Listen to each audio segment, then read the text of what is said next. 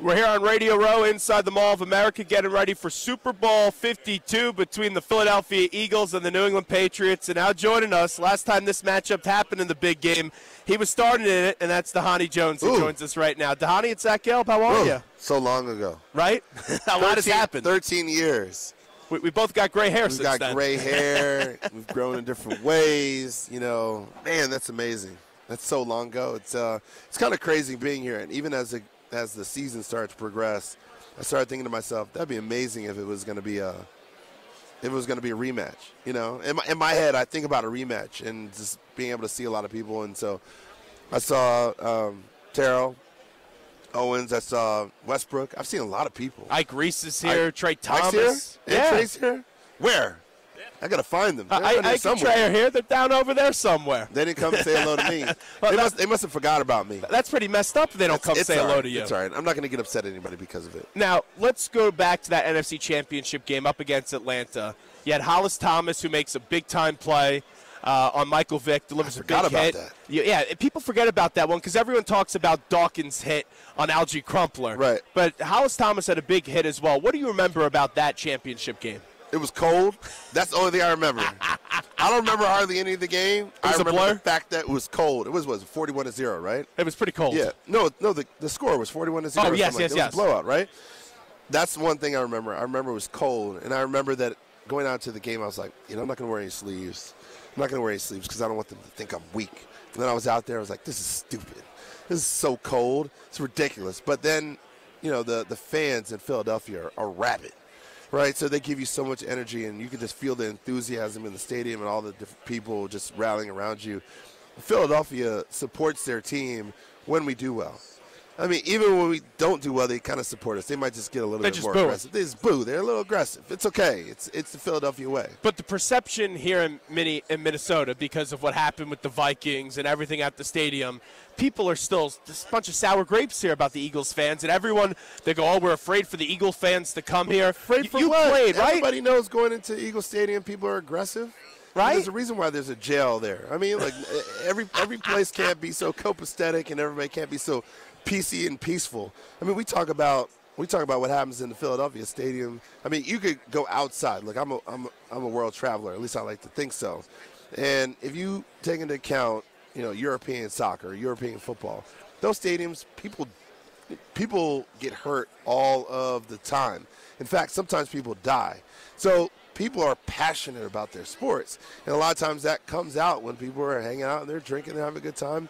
In Philadelphia, they're just as passionate, if not more passionate, than most people around the world. And they take pride in that. And I love it. And I love Philadelphia because of it. We're talking to Dhani Jones right now on Radio Row. This defense, when you watch the Birds defense, obviously very good up front. And even in the secondary, going into this year, people said that was going to be a weakness. And the secondary's done a good job proving a lot of people wrong. Yeah, and I no secondary can be good without the guys up front. No Fletcher, question. Brandon Graham, he's kind of like my number sake because he has number 55 and he was at Michigan as well. So I gave him a couple shout outs. But, the pressure that they're able to apply takes care of everybody on the back end. And so I love watching them. You guys got so close, and we all know the Philadelphia fan wants to see that Lombardi trophy. And you guys lost the game to the Patriots as we know it. You kind of live a little bit through this team because it's a similar matchup. They have very good defense, and they're trying to accomplish what you guys weren't able to finish? Yeah, I lived through them, and I remember the game, and I remember how much fun we have. But, I'm moving on in life, so I can't necessarily – I reminisce, but I can't necessarily just sort of stay there because there's other things to do. There's other investments to make. There's other shows to spend time with, and there's other people to invest with as well. So – but I will say it is nostalgic, and it's pretty cool being here. And what makes this team so fun is going into this year, no one expected them to be here. And there's a lot of criticism to the coach. There was a lot of criticism to Howie. They lost so many players this year. MVP quarterback, Darren Sproles, Jason Peters, a Hall of Fame tackle, Jordan Hicks. We go on and on and on. And this team is still here. And a lot of people underestimated the depth on this team, and the fact that they're here just speaks wonders to that depth. Well, it's kind of funny. Even last year when I was watching Philadelphia played against Cincinnati Bengals, and I got a chance to spend some time and watch that game, and I remember people were like, you know what, next year they're going to be really good, and they're going to probably go to the Super Bowl. And here we are. We're right here in Minneapolis, Minnesota. It's balmy 40 degrees outside, even though a lot of people thought it was going to be so cold.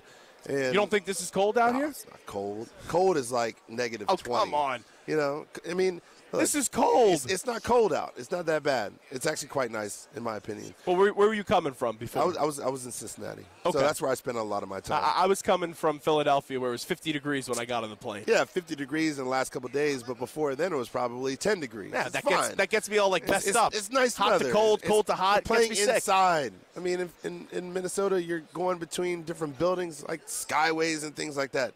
It doesn't get cold around here. People stay indoors for the most of the time. So it's the same way playing in the game. You know, you're gonna be in the arena, and it's brand new and it's absolutely beautiful. I remember when Coach Zim was talking about how he's doing different tweaks in order to make sure the light was coming down from the glass in different ways and make sure that nobody get blind spots and things like that. But it's going to be a great game. Talk to me a little bit of what you were able to see from Carson Wentz this year, and then Nick Foles coming in, struggling for some of the earlier play, and now really in rhythm and delivering on the big stage. I think Carson is just settling into that quarterback position. Unfortunately, he's out. Which is scary that he's just settling in because he had an MVP type of season this year. Well, you know, people always expect people to come out right out of the gate and just be amazing. Takes time. Takes time. You got to give people to sort of settle in the Look at Aguilar. Right, it takes time. And Foles, and I think he's reset his life. You know, I think if anybody wins the biggest, it's Nick, right? Because the fact that he's able to come out of this season, he's like, okay, you guys either got to make a decision, you got a big choice to make, or I'm gonna go get paid somewhere else. When you look at this game and you break it down, you see these two teams. What does this game come down to, in your opinion? Up front, the games are all the same. If you can get pressure on Brady and kind of disrupt his throwing ability, which nobody ever does, then you're going to have a higher chance of winning the game. I mean, we know how Brady throws a lot of underneath routes. What's the percentage? Probably like 75% all underneath routes between like 10 and 15 yards, and that's why they're so efficient kind of across the board. In the red zone, they're probably one of the most efficient teams. But when you're able to disrupt the timing by the front four or the front seven and not having to blitz all the time and be able to drop a couple people back, then you're able to be a little bit more successful. We talked about how much has changed since the start of the interview when you look back at this matchup. One thing that hasn't changed is Bill Belichick's still there and Tom Brady is still there. Just as a player knowing how There's a couple other people that are not going to be there, though. Yeah, you're right on that. We'll see what happens next year. Their whole staff is getting just pillaged. Sure. I mean, his coaching tree is probably one of the most profound one, kind of across the board, Belichick. Well, they go a lot of places, but they don't have that much success. So we'll see what happens. Yeah, and McDaniels and Patricia, we'll see. But knowing how short the lifespan is of an NFL player, to see two guys winning from 2001 even up until now, it's surreal. It really is. Well, how many Super Bowls did the Cowboys have at one point? Was it three? Three, yeah. Yeah, three Super Bowls.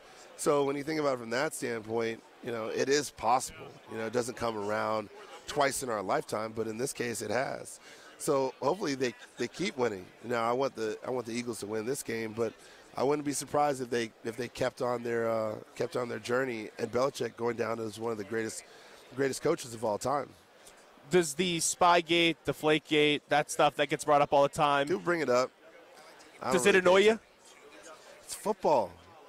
You just as well as somebody else could be sitting from a distance with the phone and watch with the phone, right? So, I mean, just think about that, right? So this is 13. Well, the reason I asked, think about this 13 years ago, right? Yeah. So this is 18.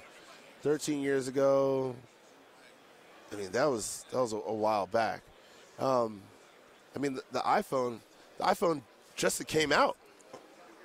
Well, it wasn't even out yet, right? Think about that. The iPhone wasn't even out yet. iPhone didn't come out till 2007.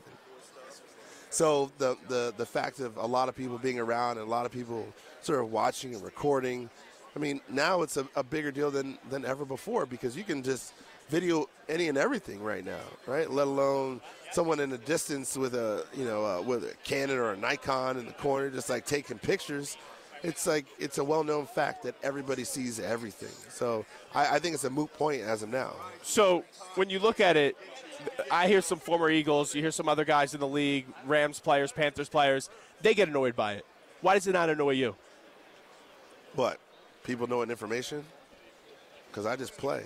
If you know what I'm going to do, and I respect that. If I know, if you know what I'm going to do, and I know what you're going to do, then it comes down to our athletic ability to win, right? It levels the playing field, right? We all know that 2 + 2 = 4. Boom. We all know that we match up really well. Boom. Now, who in this moment is going to be able to defeat the next? Knowing that everything is equal, now we all know it's a set table. So go out there and just play. All right, before we let you run, I would actually like to Dhani play Jones. football where there was only 3 plays allowed to be called, both on the offense as well as the defense.